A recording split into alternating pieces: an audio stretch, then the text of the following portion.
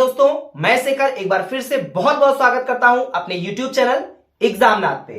जी हां, आज मैं आप लोगों के लिए लेके आया हूं हिंदी भाषा में प्रयुक्त होने वाले सभी विराम चिन्ह। बिल्कुल, जो हिंदी भाषा में जो विराम चिन्ह यूज होते हैं, आज मैं उसका एक बहुत ही छोटे में एक शॉर्ट वीडियो बनाने वाला हूं, जो कहीं ना कहीं आपके यूपीपी एग्जाम के लिए और अदर जो भी कॉम्पिटिटिव एग्जाम्स होते हैं, गवर्नमेंट एग्जाम्स होते हैं, उन सब के लिए बहुत महत्वपूर्ण होने वाला है। तो चलिए समय को वेस्ट नहीं करते हैं और आते हैं अपने पॉइंट पे। ये एग्जाम पॉइंटर हमारा है और विराम चिन्ह कहां कहां पे कौन कौन से उसके चिन्ह क्या होते हैं, उसके प्रतीक क्या होते हैं, उसके सिंबल्स क्या होते हैं, उस पे हम चर्चा करने वाले हैं। तो देखिए यहां पे लिखा हुआ है कि हिंदी में जो है प्रयुक्त होने वाले विराम चिन्ह निम्नलिखित है। कौन कौन से है? देखिए, अल्प विराम। क्या दे है?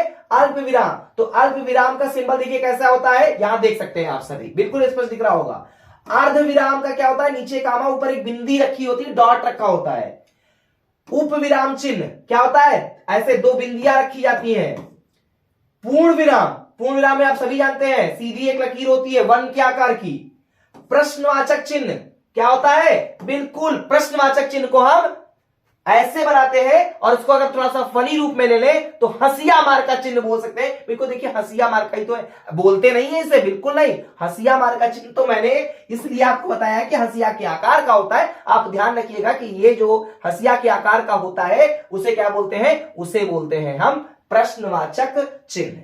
विस्मयाद बोधक या आश्चर्य चिन्ह जो होता है उसमें क्या होता है? एक पूर्ण विराम होता है और नीचे क्या लिखा जाता है? एक उसके अंदर नीचे डॉट लिख दिया जाता है, तो वो होता है हमारा विस्मयाद बोधक या आश्चर्य चिन्ह, उसको बोलते हैं दोस्तों।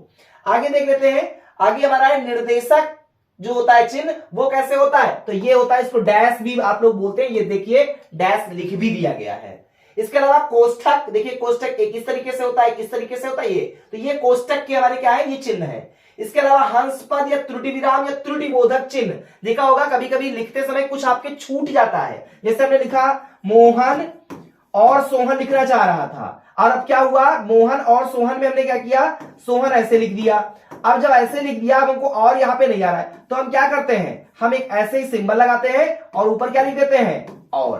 तो ये और जो है यही है त्रुटि बोधक। देखिए त्रुटि तो हमसे हुई थी कि मोहन और हमको लिखना था मोहन सोहन के बीच में, तो हम ये इस तरीका का एक जो है चिन्ह लगा करके और ऊपर लिख देते हैं। इसे हंस पद, त्रुटि विराम या त्रुटि बोधक चिन्ह कहा जाता है। इसके अलावा अगर हम बात करें तो विवरण चिन्ह, तो विवरण चिन्ह का आकार कैसे होता है? ये देखिए दो डॉट और ये एक डैश।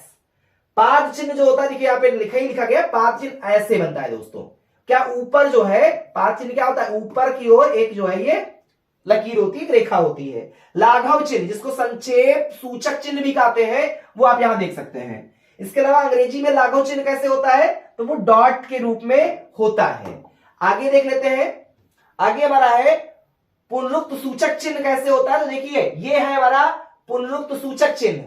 उद्धरण चिन्ह या अवतरण चिन्ह कैसे कहते हैं? तो ये है हमारा उद्धरण चिन्ह या अवतरण चिन्ह का सिंबल ये है। इसके अलावा दोहरा उद्धरण चिन्ह, ये देख लीजिए, एकहरा उद्धरण चिन्ह, ये सिंबल है आपका। योजक चिन्ह, वही डैश के आकार के होता है ये। लोप चिन्ह या लोप सूचक चिन्ह क्या होता है? ये इस तरीके से होता है, कुछ लिखा होता है, फिर डॉट डॉट डॉट, फिर आगे कुछ लिखा होता है। विकल्प सूचक चिन्ह, ये कैसे होता है? इसको तिरछी रेखा, ये देखिए ऐसे एक पड़ी लकीर, ये इस आकार का होता है। और हम बात कर लेते हैं तुल्यता सूचक चिन्ह। तुल्यता सूचक चिन्ह ये ऐसे होता है, बिल्कुल देख सकते हैं आप, इस ब्रैकेट में लिखा हुआ है। टीका सूचक पद या तारक चिन्ह या फुट नोट, ये इस आकार का होता है। समाप्ति सूचक चिन्ह ऐसे होता है। दीर्घ उच्चारण चिन्ह ऐसे होता है और पाद बिंदु ऐसे होता है। तो ये हमारे कुछ सिंबल्स हैं जो हिंदी भाषा में प्रयुक्त किए जाते हैं। उम्मीद करता हूं ये वीडियो अच्छी लगी होगी। वीडियो अच्छी लगी हो लाइक कीजिएगा, चैनल पे नए हैं तो चैनल को सब्सक्राइब करिएगा और दोस्तों के साथ शेयर करना बिल्कुल ना भूलिएगा। बहुत बहुत धन्यवाद। Thanks for watching.